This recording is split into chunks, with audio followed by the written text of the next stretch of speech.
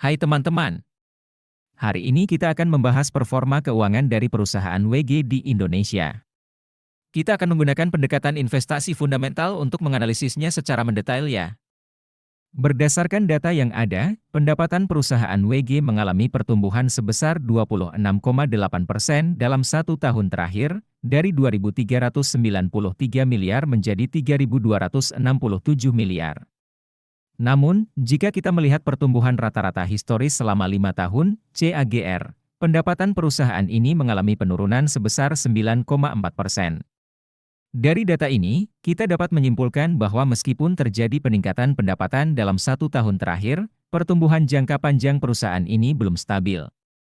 Selanjutnya, jika kita melihat laba bersih perusahaan WG, terjadi peningkatan sebesar 0,7% dari 158 miliar menjadi 159 miliar dalam satu tahun terakhir. Namun, jika ditinjau dari pertumbuhan rata-rata historis selama 5 tahun, CAGR, laba bersih perusahaan ini mengalami penurunan sebesar 17,2%.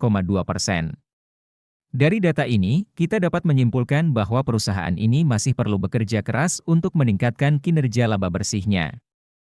Mari kita lihat profitabilitas perusahaan.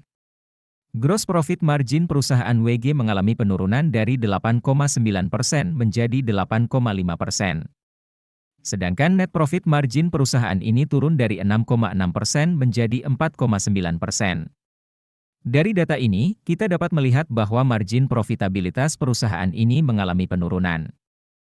Selanjutnya, mari kita analisis posisi perusahaan berdasarkan return on asset, ROA, dan return on equity, ROE. ROA pada tahun lalu dan tahun ini tetap stabil di angka 3,0%. Sedangkan ROE mengalami penurunan dari 6,6% menjadi 6,3%. Dari data ini, kita dapat melihat bahwa ROA dan ROE perusahaan ini belum terlalu baik, dan membutuhkan perbaikan agar dapat memberikan nilai yang lebih baik bagi para pemegang sahamnya. Sekarang, mari kita lihat kesehatan keuangan perusahaan dengan melihat rasio debt to equity. Pada tahun lalu, rasio ini sebesar 0,3 kali, namun pada tahun ini turun menjadi 0,2 kali. Dari data ini, kita dapat melihat bahwa perusahaan ini memiliki posisi keuangan yang lebih baik dibandingkan tahun sebelumnya. Sekarang, mari kita lihat BVI skor dari perusahaan WG. Dalam kerangka investasi fundamental ala Warren Buffett, perusahaan ini mendapatkan skor 2 dari total 6 poin. Jika teman-teman ingin melihat penjelasan lebih detailnya, bisa mengunduh aplikasi investor yang link downloadnya terdapat di deskripsi video ya. Baik, sekarang kita akan membahas tahap yang paling ditunggu-tunggu, yaitu valuasi perusahaan.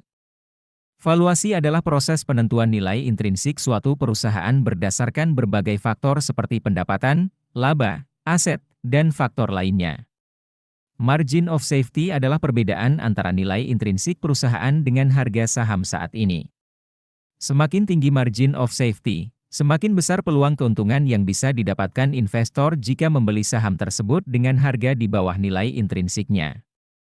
Berdasarkan perhitungan valuasi dengan menggunakan metode P/B Standard Deviation, nilai intrinsik perusahaan WG adalah 233 dengan margin of safety sebesar 66,9% dari harga saham saat ini.